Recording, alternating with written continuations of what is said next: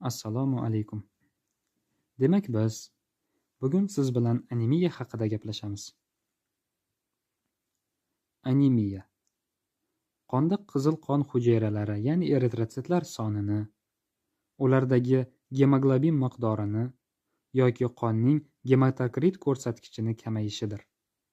Gemoglobin miqdori ayollarda 120 gram taqsim litrdan, erkaklarda 140 gram taqsim litrdan pastlab ketishi odatda anemiyani bildiradi. Qizil qon hujayralari o'z tarkibida millionlab gemoglobinga kislorodni biriktirib, butun tana bo'ylab tashib beradi. Bu vazifani bajarish uchun eritrotsit o'zida turli xil fermentlar saqlaydi, masalan, laktat dehidrogenaza. Eritrotsitlar kislorod va karbonat angidridni tashishda, qon pH-ni o'zgartirmay saqlab turishda muhim ahamiyatlidir. Eritrotsitlar suyak ko'magidagi progenitor hujayralardan eritropoyez jarayonida hosil bo'ladi. Eritropoyez, ya'ni eritrotsitlar hosil bo'lishi dastlab mieloid progenitor hujayralardan retikulyotitlar hosil bo'lishi bilan boshlanadi. Bu jarayon gormonlar, masalan, eritropoyetinlar orqali stimullanadi. Eritropoyetin endokrin gormoni bo'lib, buyrak hujayralarida kislorodning miqdorini sezgan holda ajraladi. Eritrotsit hosil bo'lishiga ta'sir etuvchi boshqa gormonlardan tiroid gormon va androgenni ko'rsatish mumkin. Retikulyotitlar yetilmagan eritrotsitlardir. Ular o'z tarkibida ma'lum miqdordagi gemoglobin va boshqa oqsillar tutadi. Retikulyotitlar qonga tushgach, 3 kun o'tib yetilgan eritrotsitlarga aylanadi. Yetuk eritrotsit 120 kun davomida butun tananing qon tomirlari bo'ylab aylanib yuradi. Bu vaqt o'tgach, eritrotsit retikuloendotelial tizim orqali qondan chiqarib tashlanadi. Taloq va jigarda joylashgan makrofaglar va monotsitlar qarigan eritrotsitlarni yeyuvchi yoki yo'q qiluvchi retikuloendotelial tizimni hosil qiladi. Bu tizim qarigan eritrotsitlar bilan birga anormal tuzilishli eritrotsitlarni ham yo'q qilib, qonning normal holatini saqlab beradi. Endi anemiyani gaplashsak. Biz bir qancha ko'rsatkichlarga ko'ra anemiyani klassifikatsiyalaymiz. Buning uchun dastlab gemoglobinning qondagi miqdoriga va asosiy korpuskulyar hajmga e'tibor beramiz. Asosiy korpuskulyar hajm. Keling, buning ingliz tilidagi qisqartmasida MCV deb aytib ketamiz. MCV bu odam eritrotsitlarining o'rtacha o'lchamidir. Demak, anemiyani klassifikatsiyalashda dastlabki xususiyat eritrotsitlarning MCV qiymati, ya'ni o'lchamidir. Eritrotsit o'lchamiga ko'ra 80 femtolitrdan kichik bo'lgan eritrotsitlar mikrositik anemiyada, 80-100 femtolitr orasida normal, 100 femtolitrdan katta bo'lganda makrositik anemiyaga tegishlidir. Ko'rdikki, bunda asosiy omil eritrotsit o'lchamidir. Mikrositik anemiya. Bunga sabablar temir tanqisligi, surunkali yallig'lanish kasalliklari va talissemiyalardir. Bu turdagi anemiyani aniqlashda temir miqdori o'rganiladi. Temir tanqislik anemiyasini beta talissemiyadan farqlash uchun Mentzer indeksidan foydalaniladi. Anemiya holatida eritrotsit o'lchami normalligi saqlansa, retikulyotitlar miqdori tekshiriladi. Eslab o'tsak, retikulyotitlar yetilmagan eritrotsit bo'lib, suyak ko'magida hosil bo'lar edi. Retikulyotitlarning qondagi miqdori yoki ortishi yoki kamayishi mumkin.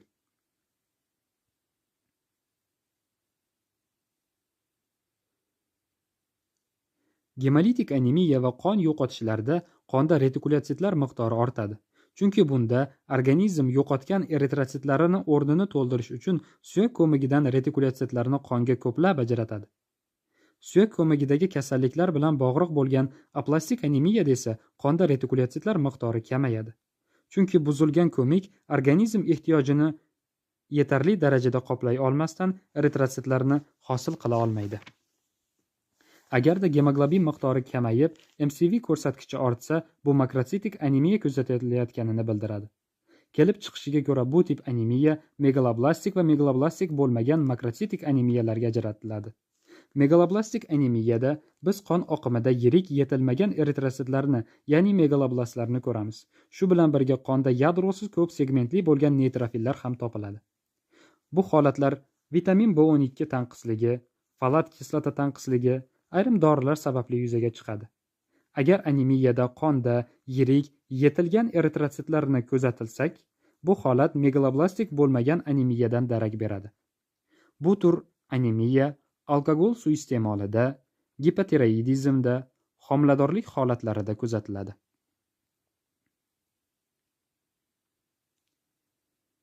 Anemiyani klassifikatsiyalashda eritrotsit o'lchami ahamiyatli ekanini biz ko'rib o'tdik. Yana bir klassifikatsiya tipi bu anemiya kelib chiqish mexanizmiga ko'radir. Bunday klassifikatsiyalashda eritrotsitning hayot sikli o'rganib, anemiya turi aniqlanadi. Anemiyaga birinchi sabab eritropoyez jarayonining susayishidir. Bunga sabablar: birinchi, suyak ko'magi kasalliklariga bog'liq aplastik anemiyada. Ikkinchi, buyrakning surunkali kasalliklarida. Chunki buyrak hujayralari kasallansa, ulardan ajraluvchi eritropoyetin miqdori kamayadi, natijada eritropoyez jarayoni susayadi. Uchinchi, gipotiroidizmda. Eslab o'tsak, tiroid gormon eritropoyezga qo'zg'atuvchi sifatida ta'sir qilar edi. Demak, uning miqdori kamaysa, anemiya kelib chiqadi.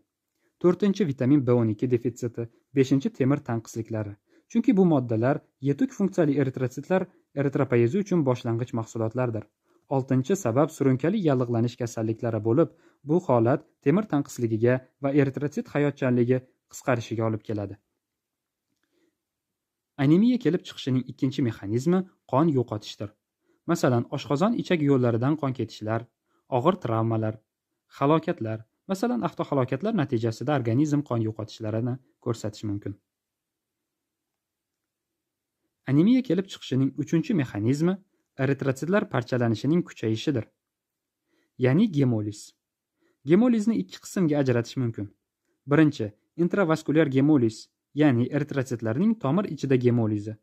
Ikkinchi, ekstravaskulyar gemoliz, ya'ni eritrotsitlarning tomir tashqarisida gemolizi.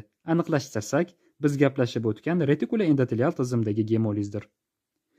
Intravaskulyar gemolizga misollar sifatida disseminerlangan intravaskulyar koagulopatiya, trombotik trombositopenik purpura, gemolitik uremik sindromlarni ko'rsatish mumkin.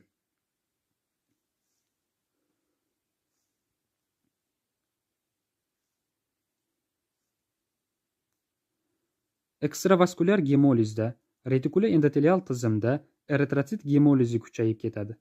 Masalan, gipersplenizm, irsiy gemolitik anemiyalardan uroqsimon anemiya, irsiy sferotsitozlar, orttirilgan gemolitik anemiyalardan malyariyalar.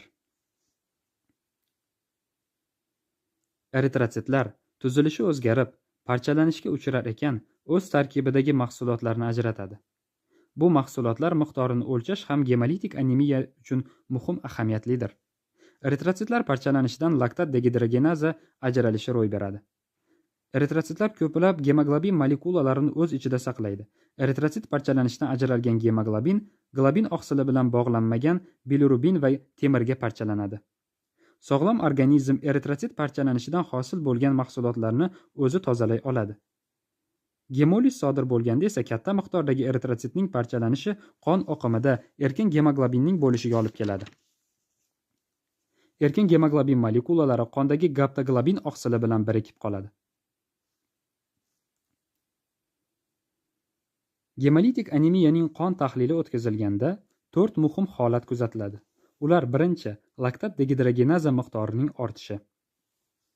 Ikkinchi, suyak ko'magidan organizm holatini kompensatsiyalash maqsadida retikulotsitlarning ko'plab ajralishi sababli qonda retikulotsitlar miqdorining ortishi. Uchinchi, bilirubin miqdorining ortishi. Bunday holatda tanada sarg'ayishlar kelib chiqadi. To'rtinchi va ya'ni so'nggisi, qonda gaptoglobin miqdorining kamayishi. Chunki biz gaptoglobinlarni erkin gemoglobin bilan birikishi uchun sarflanib ketganini ko'rdik. Eritrotsitlarning tanaga kislorodni yetkazib berishi orqali hujayralar hayotchanligi uchun zarur bo'lgan energiya hosil bo'ladi.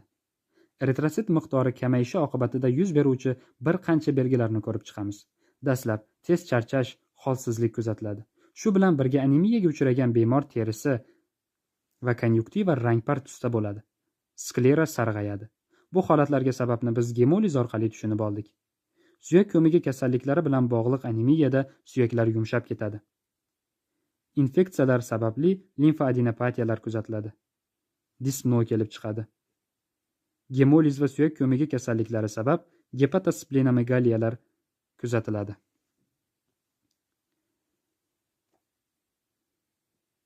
Shu bilan biz siz bilan anemiya haqida qisqacha ma'lumotlarni bo'lishib o'tdik.